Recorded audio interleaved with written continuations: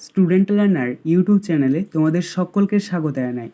আজ আমাদের আলোচ্য বিষয় চতুর্থ শ্রেণীর গণিত বিষয়ের থার্ড সামাটিভ এক্সাম অর্থাৎ তৃতীয় পর্যায়ক্রমিক মূল্যায়নের একটা উত্তর সহ নমুনা প্রশ্নপত্র নিয়ে। ফুল মার্কস তোমাদের থাকবে 50, সময় থাকবে 1 ঘন্টা 30 মিনিট। সরাসরি স্ক্রিনে তোমরা উত্তর সহ নমুনা প্রশ্নপত্রটা দেখতে পাচ্ছ। 1. শূন্যস্থান পূরণ করো 1 × 5 = 5। ক বলের উপরিতল ড্যাশ, এখানে শূন্যস্থানে বসবে বক্রতল। খ যে ত্রিভুজের দুটি বাহুর দৈর্ঘ্য সমান তাকে ড্যাশ বলে, এখানে শূন্যস্থানে বসবে সমদ্বিবাহু। গ লুডোর ছক্কার আকার ড্যাশের মতো, এখানে শূন্যস্থানে বসবে ঘনক। ঘ কোনো সংখ্যার গুণনীয়কের সংখ্যা ড্যাশ, এখানে শূন্যস্থানে বসবে নির্দিষ্ট। ইঙ 2 মিটার সমান ড্যাশ সেন্টিমিটার, এখানে শূন্যস্থানে বসবে 200। 2 নিচের প্রশ্নগুলির উত্তর দাও 1 × 10 = 10। ক একমাত্র জোড় মৌলিক সংখ্যা কোনটি? উত্তর 2। খ একটি ঘনকের তল সংখ্যা কতগুলি? উত্তর 6টি তল। গ কোন সংখ্যা মৌলিকও নয় যৌগিকও নয়? উত্তর 1। ঘ যে কোনো সংখ্যাকে 0 দিয়ে ভাগ করলে ভাগফল কত হবে? উত্তর অসংগত। ইঙ আয়তন পরিমাপের মূল একক কি? উত্তর লিটার। চ 2 এর 15 ও 2 এর 17 এদের মধ্যে কোনটি বড়? উত্তর 2 এর 15। ছ 1 থেকে 100 পর্যন্ত মৌলিক সংখ্যা খোঁজার পদ্ধতির নাম কি? উত্তর ইরাটোস্থিনিসের চালনী পদ্ধতি। বর্গীয় জ 1903 দ্বারা গঠিত 4 অঙ্কের ক্ষুদ্রতম সংখ্যাটি লেখো। উত্তর 1039। কারণ দেখো, শূন্য ছোট হলেও শূন্য সংখ্যাটা যদি আমরা এখানে প্রথমে বসাই তাহলে কিন্তু 4 অঙ্কের সংখ্যা হচ্ছে না, তখন 3 অঙ্কের সংখ্যা হচ্ছে, তাই উত্তরটা আমাদের হবে 1039। ঝ দুটি সংখ্যার সাধারণ গুণনীয়ক 1 হলে তাদেরকে কি সংখ্যা বলা হয়? উত্তর পরস্পর মৌলিক সংখ্যা। পিটফালিঙ্গ 5-এর 3টি গুণিতক লেখো। উত্তর 5, 10, 15। 3 নির্দেশ অনুযায়ী উত্তর দাও 2 × 2 = 4। ক 2 দ্বারা বিভাজ্যতার শর্ত কি? উত্তর যদি সংখ্যাটির এককের ঘরের অঙ্ক 0 বা জোড় সংখ্যা হয় তবে সংখ্যাটি 2 দ্বারা বিভাজ্য, যেমন 180, 656, 522 ইত্যাদি সংখ্যার এককের ঘরের অঙ্ক যথাক্রমে 0, 6, 2, সুতরাং 3টি সংখ্যায় 2 দ্বারা বিভাজ্য।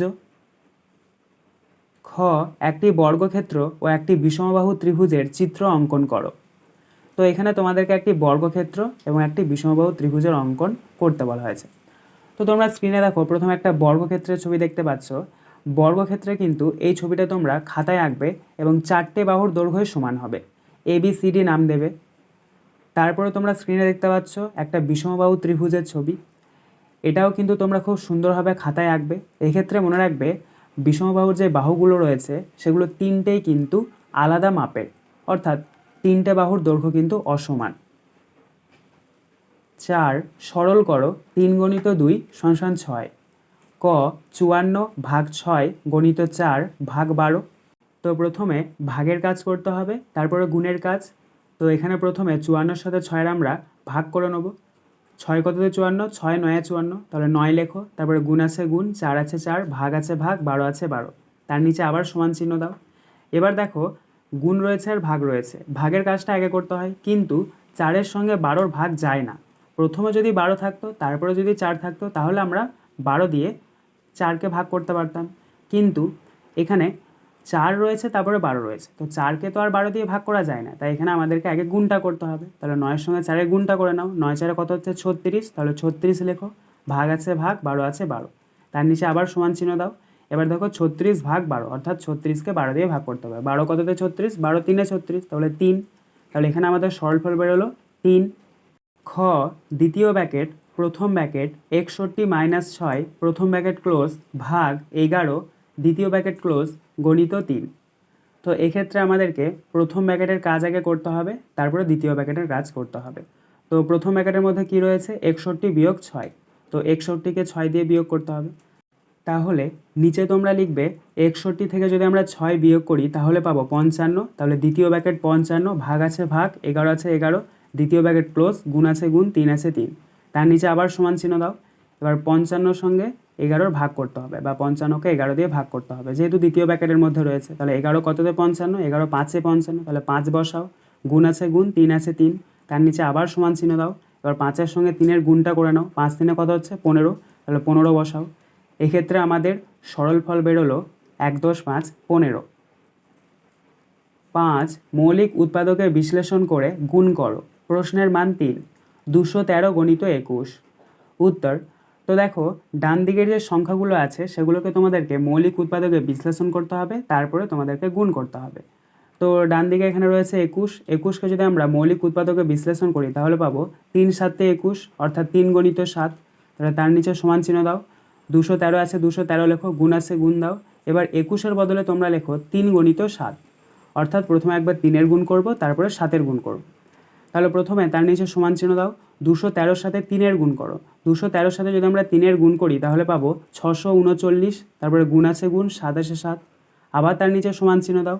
এবার 639-এর সাথে 7-এর গুণ করো। 639-এর সাথে যদি আমরা 7-এর গুণ করি তাহলে পাবো 4473। তাহলে এটাই হচ্ছে আমাদের উত্তর। 6 যোগ করো। প্রশ্নের মান 3, 5 কিগ্রা 75 গ্রাম যোগ 6 কিগ্রা 95 গ্রাম যোগ 1 কিগ্রা 85 গ্রাম। উত্তর, প্রথমে তোমরা ওপরে লিখবে কিগ্রা, ডান দিকে লিখবে গ্রাম। কিগ্রার নিচে লিখবে 5, গ্রামের নিচে লিখবে 75, আবার কিগ্রার নিচে 6, গ্রামের নিচে 95, আবার কিগ্রার নিচে 1, গ্রামের নিচে 85। এবার একটা দাগ টানবে, দাগ টেনে যোগ করে নেবে। তো প্রথমে ডান দিক থেকে যোগ করো। ডান দিকে রয়েছে দেখো 5 5 আর 5, তো 3টে 5 যোগ করলে কত হচ্ছে 15, 15 5 হাতে 1, 7 আর 9 যোগ করলে কত হচ্ছে 16, 16 আর 8 যোগ করলে কত হচ্ছে 24, 24 আর হাতে 1 আছে তাহলে 25, 25-এর 5 বসাও, হাতে 2। তাহলে এবার 5 আর 6 যোগ করলে কত হচ্ছে 11, 11 আর 1-এ 12, 12 আর 2 যোগ করলে কত হচ্ছে 14। তাহলে এখানে আমাদের যোগফলটা বেরোলো 14 কিগ্রা 55 গ্রাম। 7 মৌলিক উৎপাদকে বিশ্লেষণ করে ভাগ করো। প্রশ্নের মান 3, 1560 ভাগ 30। দেখো আগের অঙ্কটাতে আমরা করলাম মৌলিক উৎপাদকে বিশ্লেষণ করে গুণ, এক্ষেত্রে কিন্তু ভাগ, একই প্রসেস। ওখানে আমরা গুণ করেছি, এখানে আমরা ভাগ করব। তাহলে প্রথমে আমরা লিখব, দেখো ডান দিকে যে সংখ্যাটা আছে 30, সেটাকে আমরা মৌলিক উৎপাদকে বিশ্লেষণ করে নেব। 30কে যদি আমরা মৌলিক উৎপাদকে বিশ্লেষণ করি তাহলে পাবো 2 গণিত 3 গণিত 5, 2 3-এ 6, 6 5-এ 30। তাহলে আমরা নিচে লিখব 1560 ভাগ 2 ভাগ 3 ভাগ 5, অর্থাৎ 1560-এর সঙ্গে একবার 2-এর ভাগ, তারপরে যা বেরোবে তার সঙ্গে 3-এর ভাগ, তারপরে যা বেরোবে তার সঙ্গে 5-এর ভাগ। তো তার নিচে সমান চিহ্ন দাও। 1560-এর সঙ্গে যদি 2-এর ভাগ করো তাহলে পাবে 780, তাই 780 লিখেছি। তারপরে ভাগ আছে ভাগ, 3 আছে 3, ভাগ আছে ভাগ, 5 আছে 5। আবার তার নিচে সমান চিহ্ন দাও। এবার 780-র সাথে 3-এর ভাগ করো। তো 780-কে যদি আমরা 3 দিয়ে ভাগ করি তাহলে পাবো 260, তাহলে নিচে সমান চিহ্ন দিয়ে 260 লেখো। ভাগ আছে ভাগ, 5 আছে 5। এবার 260-এর সাথে 5-এর ভাগ করো। 260-কে যদি আমরা 5 দিয়ে ভাগ করি তাহলে পাবো 52। তাহলে এখানে আমাদের উত্তরটা হচ্ছে 52। 8 নিচের প্রশ্নগুলির উত্তর দাও। 4 গণিত 4 = 16। ক, আজ চতুর্থ শ্রেণীতে 30 জন ছাত্রছাত্রী স্কুলে এসেছে। প্রথম বেঞ্চ থেকে 3 জন, দ্বিতীয় বেঞ্চ থেকে 4 জন চলে গেল। বাকি ছেলেমেয়েদের 2টি করে লজেন্স দেওয়া হলো। মোট কতগুলি লজেন্স লাগবে? উত্তর, এটাকে তোমাদেরকে সরল আকারে সাজিয়ে নিতে হবে। তো সমস্যাটি হলো দ্বিতীয় ব্র্যাকেটের মধ্যে 30 বিয়োগ প্রথম ব্র্যাকেট 3 যোগ 4, প্রথম ব্র্যাকেট ক্লোজ, দ্বিতীয় ব্র্যাকেট ক্লোজ, গণিত 2। তো আমরা এখানে প্রথমে প্রথম ব্র্যাকেটের কাজ করব, তারপরে দ্বিতীয় ব্র্যাকেটের কাজ, এবং সবশেষে গুণের কাজ। তাহলে সমাধান, সমানের নিচে সমান দাও। প্রথমে দ্বিতীয় ব্র্যাকেট আছে, দ্বিতীয় ব্র্যাকেট দাও। 30 আছে 30, বিয়োগ আছে বিয়োগ, 3 আর 4 যোগ করে নাও। 3 আর 4 যোগ হলো হচ্ছে 7, 7 লেখো। দ্বিতীয় ব্র্যাকেট ক্লোজ, গুণ চিহ্ন দাও, তারপরে 2 আছে 2 লেখো। তার নিচে আবার সমান চিহ্ন দাও। এবার দ্বিতীয় ব্র্যাকেটের কাজটা করে নেব। 30 বিয়োগ 7, তো 30-কে 7 দিয়ে বিয়োগ করলে কত হচ্ছে 23, তাহলে 23 লেখো। গুণ আছে গুণ, 2 আছে 2। তার নিচে আবার সমান চিহ্ন দাও। এবার 23-কে 2 দিয়ে গুণ করতে হবে। 23-কে যদি আমরা 2 দিয়ে গুণ করি তাহলে পাবো 46। তাহলে নিচে সমান চিহ্ন দাও এবং 46 লেখো। অতএব দিয়ে আমরা উত্তরটা লিখে নেব। অতএব মোট 46টি লজেন্স লাগবে। খ, কোনো আয়তাকার বাগান লম্বায় 15 মিটার ও চওড়ায় 12 মিটার। ওই বাগানটিতে বেড়া দিতে হবে। বেড়ার দৈর্ঘ্য নির্ণয় করো। উত্তর, আয়তাকার বাগানের পরিসীমা সমান সমান 2 গণিত দৈর্ঘ্য যোগ প্রস্থ। যেহেতু দেখো এখানে বেড়া দিতে বলেছে, আর বেড়া দিতে হলে আমাদেরকে পরিসীমাটা বের করতে হয়, আর আয়তাকারের পরিসীমার সূত্র হচ্ছে 2 গণিত দৈর্ঘ্য যোগ প্রস্থ। সমানের নিচে সমান দাও, 2 আছে 2 লেখো, ব্যাকেট চিহ্ন দাও। দৈর্ঘ্য এখানে 15 আছে 15 লেখো, যোগ আছে যোগ, প্রস্থ এখানে 12 আছে 12 লেখো, ব্যাকেট ক্লোজ। তার নিচে আবার সমান চিহ্ন দাও, 2 আছে 2, কিছু চিহ্ন নেই মানে গুণ চিহ্ন দাও, আর 15 আর 12 যোগ করে নাও, 15 আর 12 যোগ করলে হচ্ছে 27। তার নিচে আবার সমান চিহ্ন দাও, এবার 2-এর সাথে 27-এর গুণ করে নাও, 2 27-এ কত হচ্ছে 54, তাহলে 54 লেখো, 54 মিটার। অতএব আমরা উত্তরটা লিখে নেব, অতএব বেড়ার দৈর্ঘ্য 54 মিটার। গ, রতন কাকু গত 3 সপ্তাহে মোট 4515টি খবরের কাগজ বাড়ি বাড়ি বিক্রি করেছেন। তিনি একদিনে কতগুলি কাগজ বিক্রি করেছেন উৎপাদকের সাহায্যে নেবে। উত্তর, প্রথমে তোমরা লিখবে আমরা জানি 3 সপ্তাহ সমান 21 দিন। এবার আমরা 21কে উৎপাদকে বিশ্লেষণ করলে পাবো 3 গণিত 7, কারণ 3 7 21। তার নিচে লিখব 4515 ভাগ 3 ভাগ 7, অর্থাৎ 4515কে একবার 3 দিয়ে ভাগ করতে হবে। তো 3 দিয়ে ভাগ করলে কত হচ্ছে 1505, তাহলে নিচে সমান চিহ্ন দাও, 1505 লেখো, ভাগ আছে ভাগ, 7 আছে 7 লেখো। এবার 1505কে 7 দিয়ে ভাগ করো, 1505কে যদি 7 দিয়ে ভাগ করো তাহলে পাবে 215। অতএব আমরা উত্তরটা লিখে নেব, তিনি একদিনে 215টি কাগজ বিক্রি করেছেন। ঘ, পুতুল মাসি 1 সপ্তাহে মোট 210টি কাগজের ঠোঙা তৈরি করেন। তিনি প্রতিদিন সমান সংখ্যক ঠোঙা তৈরি করলে একদিনে কতগুলি ঠোঙা তৈরি করতে পারবেন হিসাব করো। উত্তর, প্রথমে তোমরা লিখবে আমরা জানি 1 সপ্তাহ সমান 7 দিন। তার নিচে লিখবে পুতুল মাসি 7 দিনে কাগজ তৈরি করেন 210টি। তার নিচে লিখবে পুতুল মাসি একদিনে কাগজ তৈরি করেন 210 ভাগ 7, অর্থাৎ 210কে 7 দিয়ে ভাগ করতে হবে। 210কে যদি আমরা 7 দিয়ে ভাগ করি তাহলে আমরা পাবো 30, তাহলে নিচে সমান চিহ্ন দিয়ে 30টি।